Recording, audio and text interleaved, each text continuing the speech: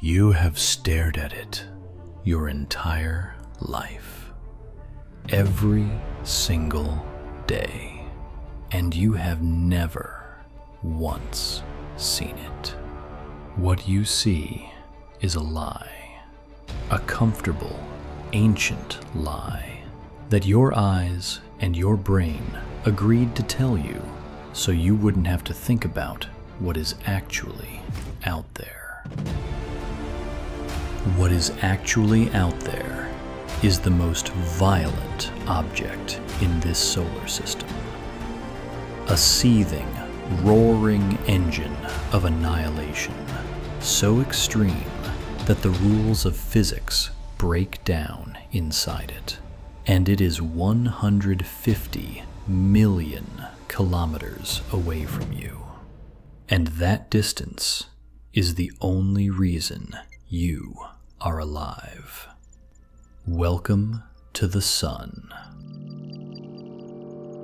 Let's talk about what it actually is. Start with the most basic question. What does it look like? You know the answer. A yellow circle.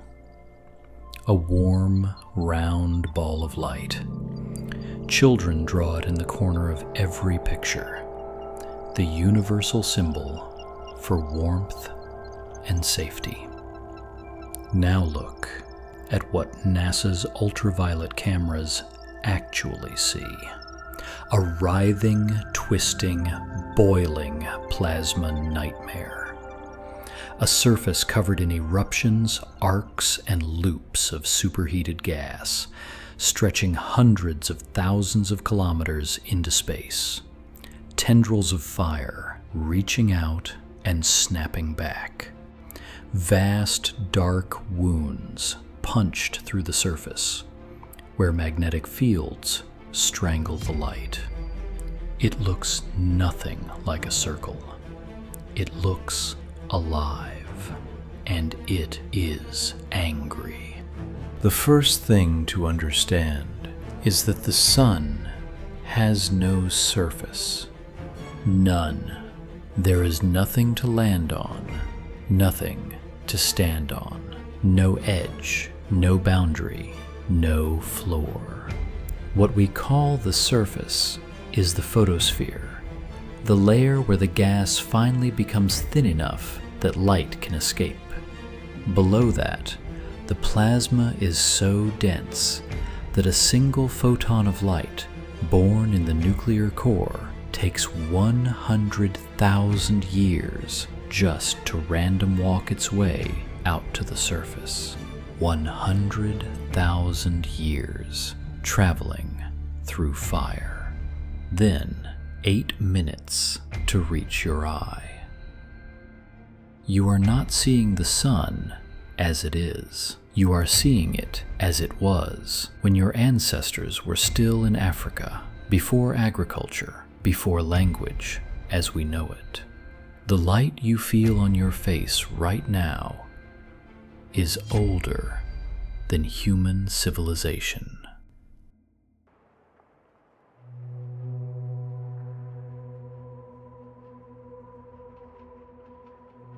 Every single second, the sun fuses 600 million tons of hydrogen into helium.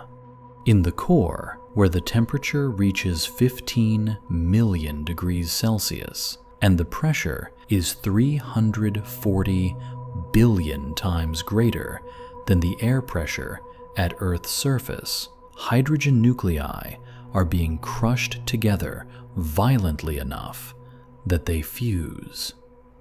They become something new. And in that transformation, 4 million tons of that mass is annihilated entirely and converted into pure energy. This is what powers the sun.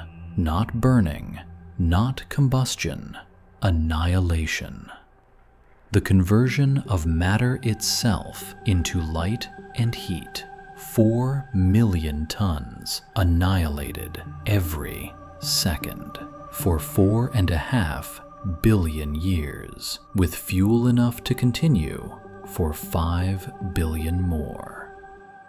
The Sun is the largest bomb ever assembled, and it is stable only because its own gravity is compressing it with exactly enough force to balance the thermonuclear explosion trying to blow it apart.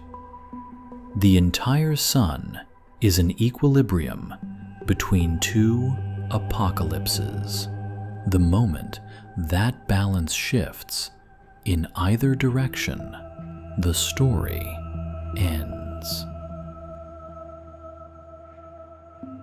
The surface of the Sun is approximately 5,500 degrees Celsius, hot enough to vaporize any element, any material, any substance known to science. But here's the thing that breaks physics. The Sun's atmosphere, the corona, is not cooler than the surface. It is hotter, vastly hotter. 2 million degrees Celsius. This should be impossible. You do not move away from a fire and get warmer. Heat flows from hot to cold, not the other way around. This is one of the most fundamental laws of physics, and the Sun violates it every second across the entire surface. We do not fully understand why. After a century of modern astrophysics, the corona heating problem remains unsolved.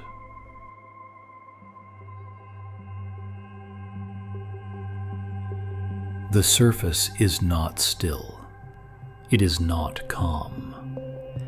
It is an ocean of plasma in perpetual, violent motion, covered in structures called granules, each one the size of Texas.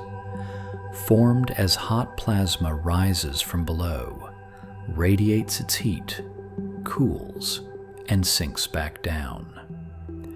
The entire surface is churning, rising and falling in massive convective cells, millions of them at once. And the sunspots, those dark patches you can sometimes see with a solar filter, they are not small. The largest sunspot ever recorded was wider than the planet Jupiter. They appear dark only in comparison to the surface around them. A sunspot is still 4,000 degrees Celsius. If you removed a sunspot from the sun and placed it in the night sky, it would shine brighter than the full moon. They are called spots. They are the size of planets. And then, occasionally, the sun gets angry. The sun's magnetic field is not orderly. The rotation at the equator is faster than at the poles, which means the magnetic field is constantly being twisted, tangled, and compressed, until the tension becomes unbearable. When it finally snaps, it releases energy in an event called a solar flare. A single solar flare releases energy equivalent to billions of nuclear weapons, detonating simultaneously. It floods the inner solar system with X-rays and charged particles, traveling at a significant fraction of the speed of light. But that is the warning shot. What comes next is the coronal mass ejection. A coronal mass ejection is 1 billion tons of solar plasma, launched into space at up to 3,000 kilometers per second. It is a shockwave of magnetized, charged matter that expands through the solar system, like a tsunami crossing an ocean. When one hits a planet, it does not destroy the planet. It does something potentially more insidious. It hits the magnetic field. It compresses it, distorts it, drives energetic particles down into the atmosphere. For a planet with no magnetic field, it strips the atmosphere directly. This is what happened to Mars. Once, Mars had air and water. The Sun spent billions of years bombarding it without mercy. Today, Mars is a dead, desiccated rock. The Sun was patient. Earth has a magnetic field. It protects us. Usually. In September of 1859, a solar flare and coronal mass ejection hit Earth so violently that telegraph wires across North America and Europe spontaneously caught fire. Operators who touched their equipment were electrocuted. The northern lights were visible as far south as Cuba and Hawaii. The sky was bright enough at midnight that people woke up thinking it was morning.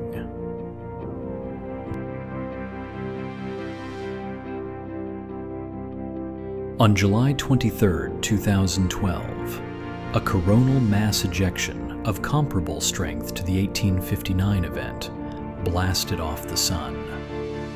It traveled directly through the point in space where Earth had been just 9 days earlier.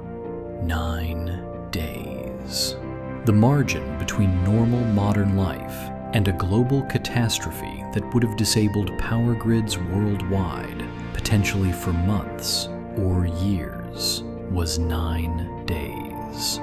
It missed. We got lucky. We did not know it had happened until scientists found the data later. The Sun tried to end industrial civilization in 2012, and it did not even make the news. Every 11 years, the Sun's magnetic poles flip. North becomes south. South becomes north. The entire magnetic structure of the star reverses.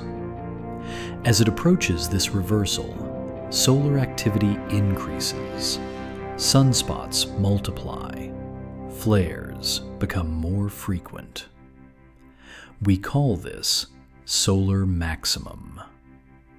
We are inside one right now. And the Sun breathes. The solar wind, that constant stream of particles boiling off the corona in every direction, inflates a vast invisible bubble around the entire solar system. We call it the heliosphere. Inside this bubble, the Sun's influence dominates. Outside is interstellar space. The Voyager probes, launched in 1977, have only just crossed the boundary of the heliosphere in the last decade. After more than 40 years of travel at over 60,000 kilometers per hour, they have only barely left the Sun's neighborhood. The heliosphere is the Sun's home. We live inside it. The Sun does not orbit us. We orbit inside the Sun. The Sun is 4.5 billion years old, roughly halfway through its main sequence life. As it ages, it is slowly growing more luminous.